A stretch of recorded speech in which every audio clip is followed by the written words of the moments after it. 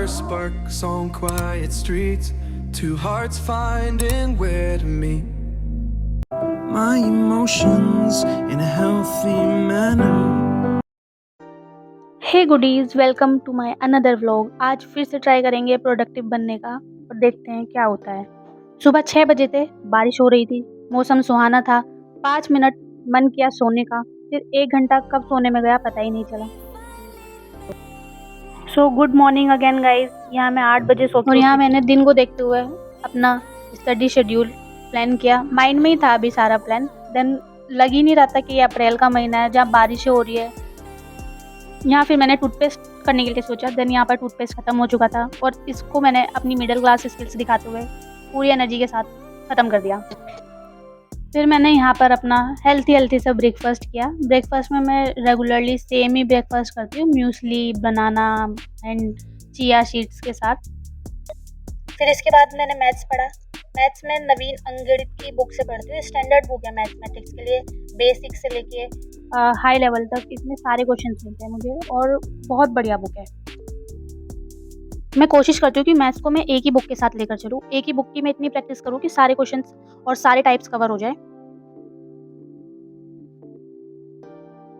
मैं मैथ्स को करने से पहले बेसिक्स देखती हूँ। बेसिक्स मतलब बेसिक कैलकुलेशंस वगैरह, फॉर्मूलाज वगैरह रिवाइज करती हूँ।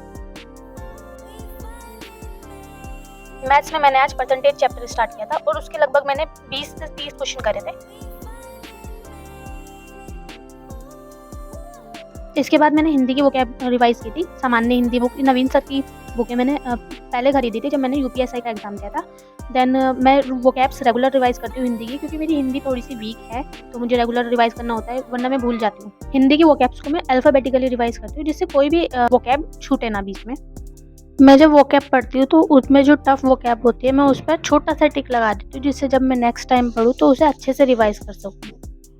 और आज मैंने घर पे ही पढ़ाई की थी क्योंकि बाहर बारिश हो रही थी तो लाइब्रेरी नहीं गई थी। तो ऑल ओवर द व्लॉग आपको मुझे मेरा घर ही दिखेगा।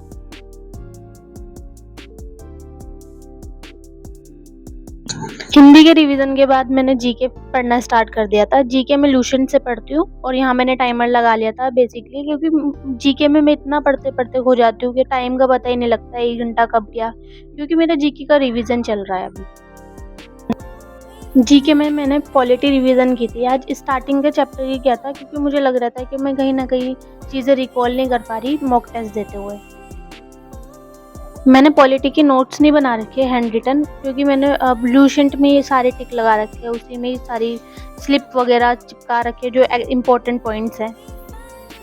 और ये मेरे लिए बहुत हेल्पफुल रहता है जब भी मैं रिवीजन करती हूँ कि मुझे 4 कॉपियाँ नहीं निकाल के रखनी पड़ती, अकेले एक बुक में ही सब कुछ लिखा होता है। मैंने अपनी जीके का ऑलमोस्ट पार्ट लुसेंट से ही कवर किया है। लुसेंट में बहुत छोटे छोटे पॉइंट्स बहुत डीप मीनिंग दे जाते हैं जो कि एग्जाम्स में सेम टू सेम भी उठकर आ गए। मैं चाहे जितना ही टाइम किसी सब्जेक्ट को दे लूँ, पर जीके में जितना टाइम लगता है उतना मुझे किसी सब्जेक्ट में नहीं लगता। ऑलमोस्ट मेरा 1.5 आवर जीके में जाते ही जाता है, ना चाहते हुए भी। और जब मैं चाहती हूँ कि रिवीजन करूँ तो 2 से 3 घंटा कब गया जीके का पता ही नहीं चलता। फिर भी ऑलमोस्ट रिवीजन मेरा रह जाता है। एक पर्टिकुलर सब्जेक्ट को लेके चलना पड़ता है मुझे रोज़ाना।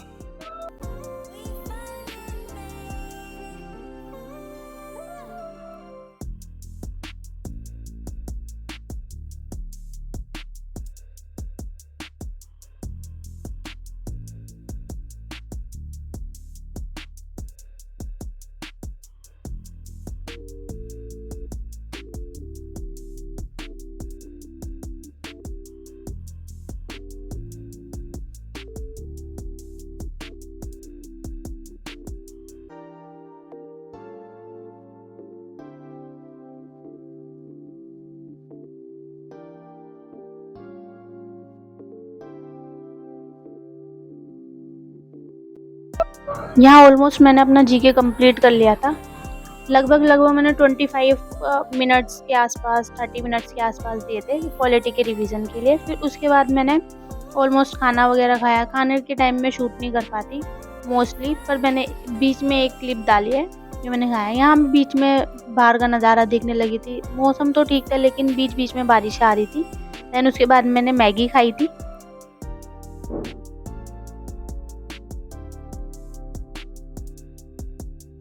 बारिश के बाद मौसम इतना ठंडा हो गया था कि ऑलमोस्ट घर के पंखे बंद करने पड़े थे। और इसके बाद मैंने मॉक टेस्ट दिया था। मॉक टेस्ट में RWA से देती हूँ और ये अभी तो मैंने फुल मॉक दिया है, पर मैं आजकल मिनी मॉक लगाना प्रीफर कर रही हूँ, जिससे मेरा टाइम ऑलमोस्ट मुझे पता चले कि किस सब्जेक्ट में मुझे कितना टाइम लग रहा है। देखो, ज़रूरी नहीं कि हर एग्ज़ाम के लिए अलग से प्रिपरेशन करनी पड़े, तो आप अपने सब्जेक्ट कोर को मजबूत कर लीजिए और देन उसके बाद आप कोई भी मॉक टेस्ट लगा सकते हैं प्रैक्टिस के लिए, जो भी आपका एग्ज़ाम पास आ रहा हो या कोई भी। ठीक है, मैंने यहाँ पर RWA से लगाया। जब भी मॉक टेस्ट लगाते हैं ना, तो एक सिटिंग करने की आदत हो जाती है, कितनी देर हम बैठ के फोकस के साथ दे सकते हैं। और कई बार इसमें बहुत ज़्यादा टाइम जाता है। अगर आपका सब्जेक्ट मजबूत ना हो तो आप बहुत डिमोटिवेट हो सकते हैं मॉक टेस्ट के नंबर देखकर। तो मैंने शुरू में मॉक टेस्ट नहीं लगाए थे बिल्कुल भी। अब मैं धीरे-धीरे मॉक टेस्ट लगाना स्टार्ट कर रही हूँ और इसमें भी मेरे अच्छे नंबर नहीं आते हैं। मैं सच बताऊँगी, इसमें मेरे अच्छे नंबर नहीं आते हैं, फिर भी मैं प्रैक्टिस के लिए लगाती हूँ। मैं मॉक टेस्ट रेगुलरली नहीं लगाती हूँ। मुझे ऐसा लगता है कि रेगुलर मॉक टेस्ट लगाने से मेरे अंदर सेल्फ डाउट पैदा होता है और इसलिए मैं सब्जेक्ट पे ज़्यादा फोकस देती हूँ और उसके MCQ सॉल्व कर लेती हूँ, जो भी मैं टॉपिक पढ़ती हूँ। और हफ्ते में 1 आध मॉक टेस्ट लगा लेती हूँ और बीच-बीच में मिनी मॉक ज़रूर लगाती हूँ।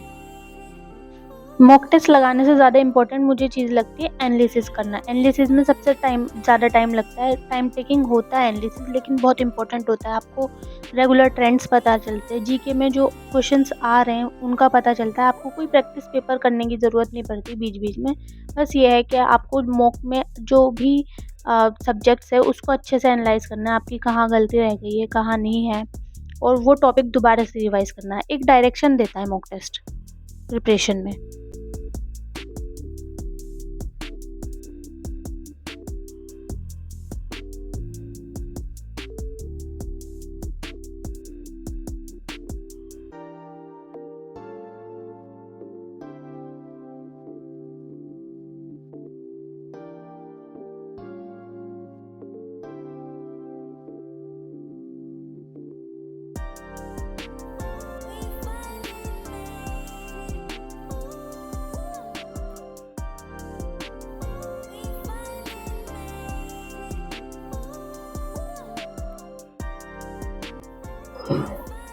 और यहाँ मेरा मॉक टेस्ट ऑलमोस्ट कंप्लीट हो गया था। फिर मैंने उसके बाद एनालिसिस स्टार्ट किया था।